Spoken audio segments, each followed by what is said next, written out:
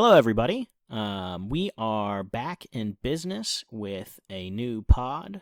I know it's been a long time since we've been able to post anything, It has been about 6 months. and we are ready to get back onto the grind. We are going to start with a new series, which is going to be called our Weekly Pod. What this is, Weekly Pod, is going to be a podcast that we watch one episode of. We review just the one episode, and that will be put out once a week. And then we'll still have our regular shows coming out as well. And we will continue to do podcasts for the shows that we've already done. Right. We still have some that we need to catch back up on. So, with that, let's start with Squid Games The Challenge, Episode 1. Red light, green light. With that, Charles, what did you think of the opening of everyone introducing themselves? I thought it's bad. That's no. Yeah, I can hear you on that one. Honestly, I agree with you. I've watched a lot of challenges before, and usually I'm kind of in depth with these, but maybe it's because of the overload of people, and I'm just like not interested in anybody yet, besides two people, which is the mother and son. Those are my two favorite at the moment. Leanne is her name. I don't know her son's name. I don't recall their names either, unfortunately. So let's just get right into it. The game itself is obviously red light, green light, based off of the Squid Games show. Red light, green light. Sorry. So the show itself, obviously people die. That is not going to be the case in this. They're using paintballs, which I think is freaking hilarious. Ink sacs. Oh, ink sacs? Yeah. Wow, they looked as small as paintballs. Yeah, it's like under their shirt. So that's why they were able to like just, get people out even when they were face down on the ground. Wow. Okay. I didn't even think about that, but that's pretty cool. So with the game itself, I had a couple issues with it. One of those issues being that I did not understand the rules basically in the fact that I don't know if even the contestants knew, because in my eyes moving is literally moving, not breathing or blinking your eyes. These are basic human functions. So that was something that really upset me, because there were plenty of people that got shot or got out for not moving in my eyes. So I almost feel like Netflix cheated in that, and they just decided to choose who they wanted to be out. Well, I disagree only because there's like a billion cameras on them right now, and it's a lot of money on the line. So I can see why even the smallest movement that you could have stopped, like if you're breathing heavy, you're going to be out. You have to manage that. Don't breathe heavy. Make sure you're not blinking, no matter how bad the urge is. That's why I think the strategy of running with your hands in your pockets smart, because, you know, so long as they don't see your hands move, you're good. That makes sense. Okay. Then we've got this one lady during the run that decided to crouch. Why would you crouch, lady? Why would you crouch? Because if they decide to stop for 30 seconds, 45 seconds, and don't green light, you out. You out, girl. You out. Well, that depends on the person. She's probably really good at doing squats. Who knows? Well, she got out. She said, "Oh, I can't do this no more. I don't know why I did it." And then poof, out.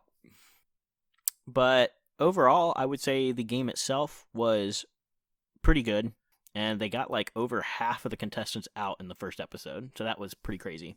There's 400 plus, right? Yeah, 400 plus. 426, I believe. Yeah. Yes? Yeah, 426. First challenge, pretty decent. Something that's added into this show that's not in the Squid Games is tests. So after the challenge, they go back to their place of holding, and then they're told about tests. And the test can be a range of things. This first test was given to Kyle, number 101, and a girl that I can't remember her name or her number. 134. 134. Okay. And so they were making food, and they told that they are going to be the ones given the test, which is give a person a power that would help them in the next challenge or to eliminate someone. Um, I personally don't know what I would have chosen in the moment, but knowing that getting rid of someone gives you $10,000 more onto the cash prize, and you have the option of getting someone out that A, may get you out, or may defeat you in a challenge, may be more beneficial than giving someone a power that you don't know. And this is also the first round. They don't even know anybody. So giving someone a power seems more hurtful to them than to get someone out. So I almost agree with the decision that they made of getting someone out, but I don't agree with who they got out. Yeah, who they got out didn't seem like a threat at all. When there were people there that actively seemed like threats, like 432. 4, 3, 2, 1. Ugh. But yeah, he seems way more like a threat that they should have just, especially since he's already getting together a little like group. Yeah, he's getting all the strong people together, so I can see why that would have been more scary. The person I got out, I think his name is like Mori or Moth or something like that. And Yeah, he was playing a very heavy social game in what, 20 minutes? Let's be honest. He wasn't playing that heavy of a game that they came out was like, oh, he's being nice to everyone. You should be nice to everyone. You're going to be living with them for a while. You should meet everybody. You should get to know them. He wasn't doing anything wrong. He's not, he doesn't look very strong. And if these games are going to be played very similarly to the actual show, then you should keep your smart people because you're going to need them in the late games. Because the strong people, you should go ahead and get out now because that's the games you're going to end up playing. And if you get those stronger people out and let's say you don't, and they aren't on your team, you're losing those team combined games. So my goal would be get the heavy duty strong people out first and then change to the smart people because the smart people games are going to be played last. right. But in their shoes, the decision of getting someone out, I agree with. That was definitely the smart move in their position at that time. Especially for those two. They didn't really have a team yet. They didn't. That's another aspect of the test is that they were like these two didn't even interact with each other than right now, and they had to make a choice to get someone out or give them power. So I agree with them. And so after that, oh, and they stay anonymous, which is pretty nice as well. So with that, they move on. And what's the guy's name that stole an extra piece of food? Lorenzo, my favorite character. So he should be destroyed and demolished and booted out of the game, in my opinion. He's an asshole. Or he's Um, playing the game as you should play the game. They didn't say you couldn't get second portions. So, and Charles loves his bad boys. So let's be real here. Of course he loves them. wow. First of It's true. all, you cannot call Lorenzo a bad boy. He has a fully crocheted outfit. I mean, So, you're not wrong. with a little beret. So, yeah, no. But I will agree with you. This is one thing that I'm not too sure if they're following correctly because he did go up and get seconds, right? But in the actual game, if you went and did that, they would be short on food and people would not be able to eat everything. So I someone in have a there thought, though. should not have gotten that food. I have a thought. What if they made the same amount as there were going to be players, anyways? Well, that's possible.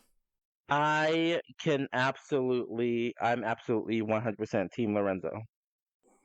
Okay.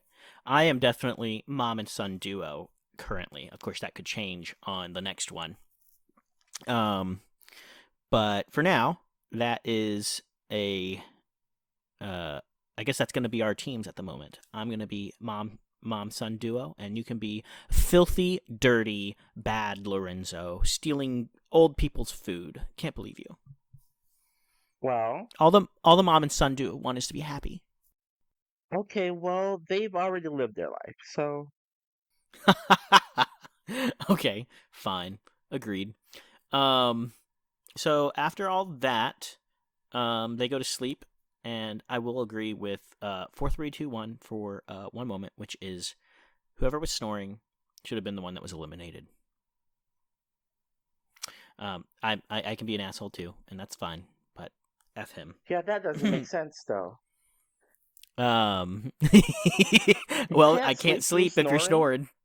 Can't sleep if I you're can snoring. sleep through anything, dude. You can, not I. Well, get I good. would wake up so tired. But no, I agree. I would figure it out. I'd figure it out. Probably steal a couple I people's mean, pillows again, and you put them could over have my easily face. eliminate the mom, watch the son crumble. That's true. It's true. She could have been out in that first game, but she made it last 7 seconds. Pretty cool of her.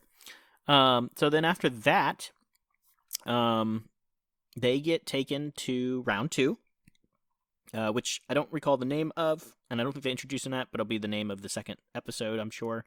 Honeycomb game. Honeycomb game. Nice. Okay, so um, what I think is different here also compared to the actual show is that they walked in, they didn't know what they were doing at first, and then they all have to agree on the shape of the cookie they're going to cut. I don't believe that was part of the game of the actual show. In the actual show, what they did was they lined up in front of one of them, and they didn't because they didn't know what the next game was going to be. They just lined up in front of a shape. Oh, okay. Yeah, I remember that. So in this one, the four players have to agree, and the first four players did not agree, and they all got eliminated. So it leaves episode one with a cliffhanger on the next group because the next group goes in and is like, all right, we'll just run to the ones that we want, and that'll just be it. But that wasn't it. With 7 seconds left on the counter, they are still arguing, and honestly, I think it would be better for them to have a chance at staying in the competition than forfeiting four people. Now, for the people that are still there, that's great. That's four more people gone. But I That's have a 40,000 feeling. more. Correct. So, in my eyes, it would be smarter for them to keep alive, stay alive, and just say, "All right, well, I know we didn't agree, but I guess we'll just do it anyways." Um, so I guess we'll see if it's going to end on a clip when it starts on the next episode. If they're going to keep it, or if another four are out the door. I wouldn't be surprised if another four were out the door, but I don't think I'd be surprised either way, honestly. Yeah, probably. Of course, that would mean that the next person into the room is going to be 432. Oh, that's true. And he doesn't want to lose, so he'd probably just pick the umbrella or wherever he gets to. Yeah, but I'm kind of rooting for 231. Okay. With that being said, that's the end of that episode. Now, just a little heads up. We should have said it at the start, but we're here now. Our weekly episodes, how we're going to do these is we're only going to talk about the episode that we're on. We will not be going forward. We won't talk about the other episodes because we're also watching them, usually in real time, meaning whatever we're recording, we've only watched to that point. Right. So there won't be any spoilers for the following episode. Whatever you're watching or whatever you're listening to for us is just that episode. And then we will do our ratings of the show on the final episode of that series.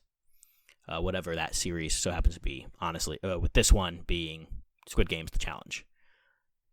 And these will release weekly compared to our usual in-depth shows, which will release twice a month.